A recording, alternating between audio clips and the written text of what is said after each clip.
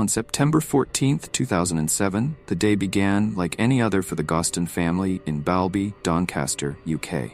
Kevin and Glenys Gosden, along with their two children, Charlotte and Andrew, were gradually getting back into their regular routine after the summer holidays. Andrew, their 14-year-old son, was an outstanding student with exceptional intelligence and a deep passion for mathematics. He had won numerous prestigious awards in math competitions and was recognized as a member of the UK's National Association for Gifted and Talented Youth, a government program for the top 5% of students in the country. Andrew was not only academically gifted, but also a quiet, introspective boy who was content with his simple life. He often spent his free time playing video games or billiards at home. Although he didn't have many close friends, Andrew always found joy and peace in his own world. He lived a reserved life, sharing little, but was beloved by those around him for his obedient, gentle nature and remarkable diligence. On the morning of September 14th, as usual, Andrew woke up on time and prepared to go to school at Macaulay Catholic High School, about 4 miles from home. He put on his uniform, said goodbye to his parents, and left the house at 8 a.m., walking through Westfield Park, a familiar shortcut leading to the bus stop. Everything seemed normal, with no signs of anything unusual, but no one knew that this would be the last time they saw Andrew before he mysteriously disappeared. That evening, when Kevin and Glenys returned home, they didn't see Andrew come out to greet them as usual. This wasn't something too concerning for them, as they assumed he might be busy playing a game or at a friend's house. Dinner was prepared as usual, and the family, along with their close friend Alan Murray, sat down to eat. But when it was time to eat and Andrew still didn't appear, Kevin began to sense that something wasn't right. Evan walked into Andrew's bedroom, hoping to find him engrossed in a game. Strangely, Andrew wasn't there. His blazer and tie were neatly hung on the chair, just as they always were when he returned from school. But Andrew was nowhere to be found, and there was no note left behind as he usually would if he had gone out. A feeling of unease began to take over Kevin and Glenys. They started calling Andrew's friends to see if he might be at someone's house, but none of them had seen him that day. The family's worry grew when they contacted the school and were informed that Andrew hadn't been at school that day. This was completely out of character for Andrew, a student with a perfect attendance record, who had never missed a day of school without a valid reason. In a state of panic, Kevin and Glenys decided to search the area around their home, fearing that something might have happened to Andrew on his way to school. They drove through familiar streets, looking into every corner that Andrew might have passed, but they still found no trace of him. They called local hospitals to check if anyone matching Andrew's description had been admitted, but there were no promising results. With no other options left, they decided to call the police shortly after 9 p.m. to report their son's disappearance. The local police immediately issued a missing person alert for Andrew, considering him a high-risk and vulnerable individual. The family insisted that Andrew had no reason to run away, as he was always well-behaved and would never intentionally cause worry for his family. However, despite all efforts, no one could find any trace of Andrew. In the following days, friends of the family traveled to the coastal town of Whitby, a place that Andrew loved, hoping that he might have gone there to relax. But all efforts were in vain. There was no sign of Andrew anywhere. Family began to feel desperate, not knowing where else to search for their son. After 3 days of unsuccessful searching, an important clue unexpectedly surfaced. The police discovered that Andrew had purchased a one-way train ticket at King's Cross Station in London on the morning of September 14. Security cameras at Doncaster Station captured images of Andrew as he bought the ticket and boarded the train, which departed at 9:35 a.m. This discovery left the family confused and anxious. Why had Andrew decided to go to London without telling anyone? What were his plans? And why hadn't he bought a return ticket, which would have only cost a little more than the one-way ticket?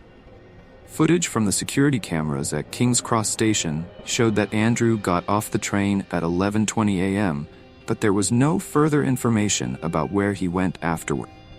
King's Cross is a bustling station with hundreds of thousands of passengers passing through each day. and pinpointing exactly where Andrew went in such a crowd was nearly impossible. The police thoroughly reviewed the CCTV footage, but they couldn't determine which direction he headed after leaving the station. Kevin and Glenys began to worry that Andrew might have encountered danger upon arriving in London. Although they knew that Andrew was intelligent and capable of navigating the city on his own, the fact that he left home without bringing spare clothes, a charger for his PSP, or a coat suggested that he might not have planned to stay long. They couldn't understand why Andrew would travel to London alone without telling anyone. Speculation began to arise. Could it be that Andrew had met someone online or in real life who had lured him to London? But this seemed unlikely, as Andrew didn't have a mobile phone, and the family hadn't noticed him having any contact through social media. He barely used the computer, and there was no indication that he had communicated with anyone through his PSP. The family also didn't rule out the possibility that Andrew had been deceived by someone in London. He was intelligent and mature for his age, but perhaps he had encountered someone who took advantage of his innocence.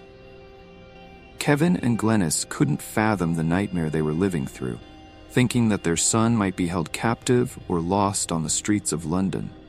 The search for Andrew continued throughout London, from train stations and restaurants, the homeless shelters. The Gosden family distributed flyers about Andrew everywhere he might have gone, but still, there was no information about his whereabouts. As time passed, family's hope seemed to fade. They never stopped believing that one day, Andrew would return home. Andrew's disappearance was just the beginning of a series of mysterious events, raising more questions than answers, and leaving everyone who followed the case a sense of unease.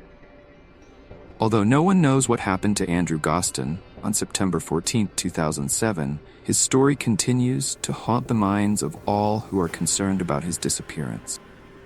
Evan Gosden always believed that the most credible sighting of Andrew was at a Pizza Hut on Oxford Street, just a short distance from King's Cross Station, on the day he went missing. This information gave the family a glimmer of hope, as the witness described the boy as having similar mannerisms to Andrew. However, despite thorough searching, they were never able to confirm this sighting. As time passed without any new leads, their anxiety grew. On September 17th, another report surfaced, this time about someone sleeping in a park in Southwark who resembled Andrew. Later, more sightings were reported.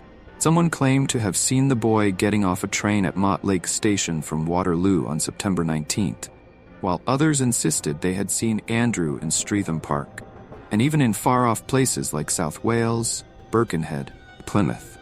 But strangely, none of these sightings could be confirmed. Kevin began to suspect that the police hadn't followed up on any of these reports thoroughly, which only added to the family's frustration and disappointment. With no further evidence or clues related to Andrew's whereabouts, the South Yorkshire Police sent a team to London to review the CCTV footage from King's Cross Station on the day he went missing. Andrew had been missing for 27 days when the officers finally found an important detail. 4 minutes after the train from Doncaster arrived at King's Cross, Andrew was seen in the crowd, leaving the station's main entrance alone, after which disappeared from view. Although the Gosden family was relieved to have evidence confirming that Andrew had indeed arrived in London, they couldn't help but feel disappointed when this lead only led to another dead end. King's Cross Station, with its vast scale and critical role, is a major transportation hub, connecting to other train stations, bus stops, and even an international station with routes to various places in Europe. While the CCTV footage confirmed that Andrew had reached the station, it provided no clues as to where he went from there. The family felt as if they had entered a labyrinth with no way out, where every door of hope led to darkness and despair. What frustrated the family even more was learning that the police had not requested to review the CCTV footage from the areas surrounding King's Cross Station sooner.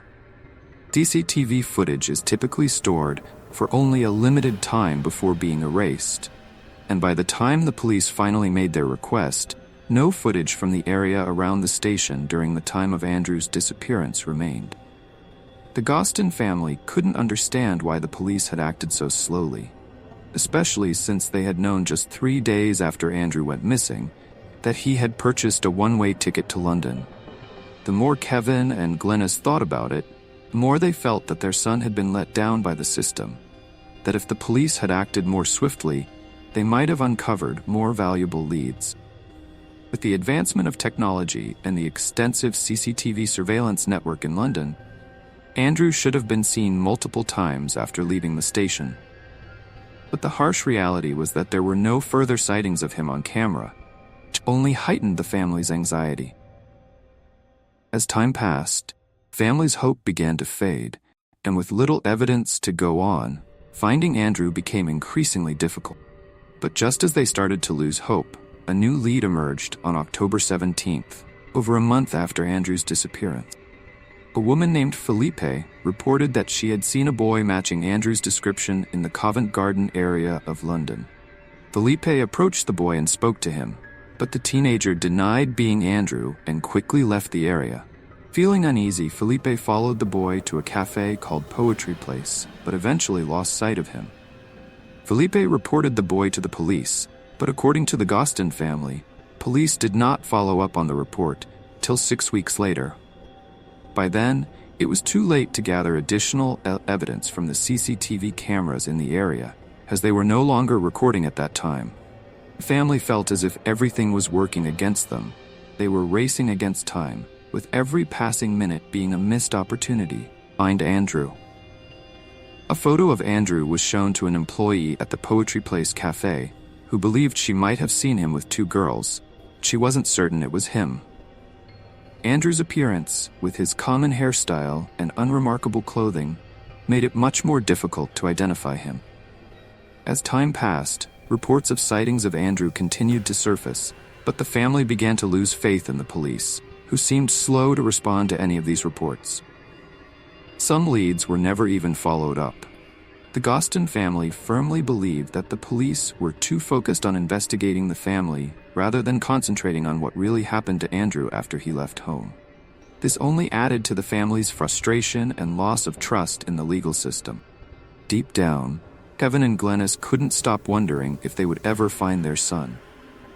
Every clue, every hope, felt like a fragile thread, leading them into a complex web, but the truth seemed increasingly out of reach.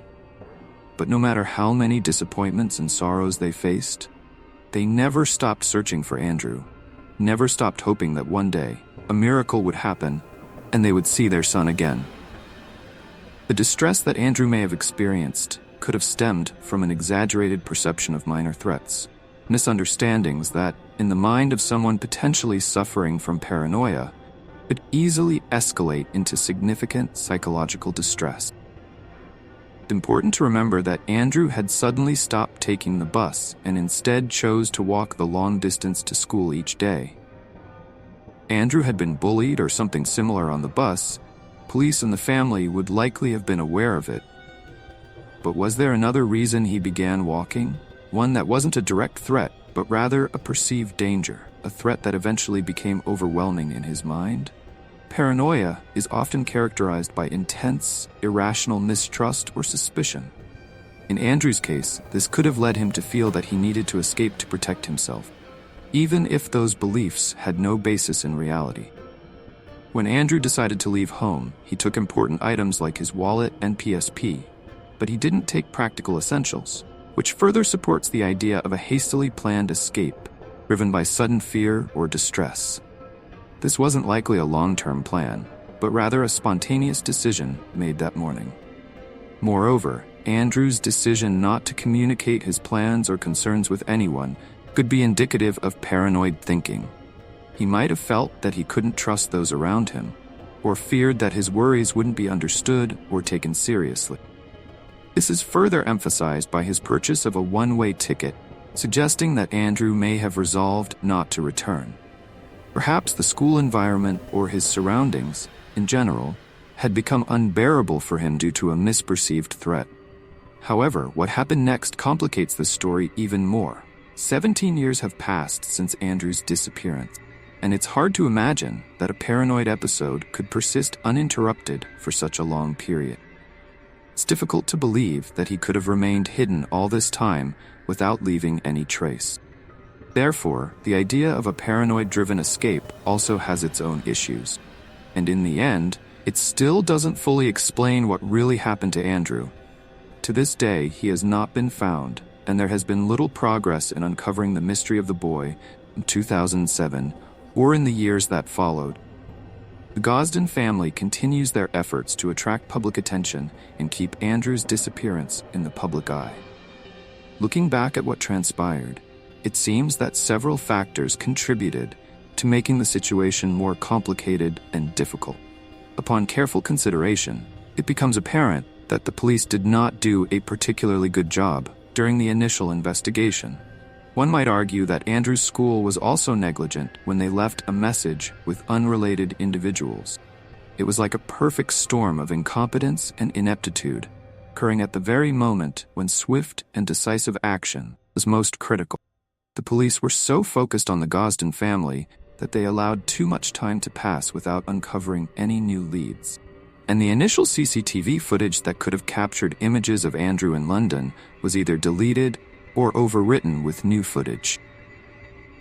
Furthermore, it seems that the police have also disregarded most of the reported sightings of Andrew that have surfaced over the years. Perhaps there's a possibility that they know more than what has been made public. They are hesitant to reveal further information in order not to jeopardize the investigation.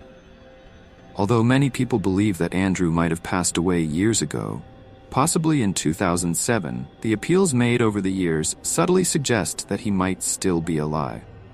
However, all efforts to understand what happened to him, whether from the police or his family, have yielded no results, and ultimately the case remains open. This is a story whose ending has yet to be written, and perhaps a satisfactory answer will never be found. But Andrew's story continues to capture public attention, not just because of its mystery, but also because of the unwavering determination of the Gosden family. They persist in keeping Andrew's name alive in the hearts and minds of people, hoping that one day the truth will be revealed. And for those who are following this story, wherever they may be, that hope remains intact. We may not know when or how this story will end, but we know that it continues with each passing day, hour, and minute in the hearts and minds of those who have never given up hope of finding Andrew.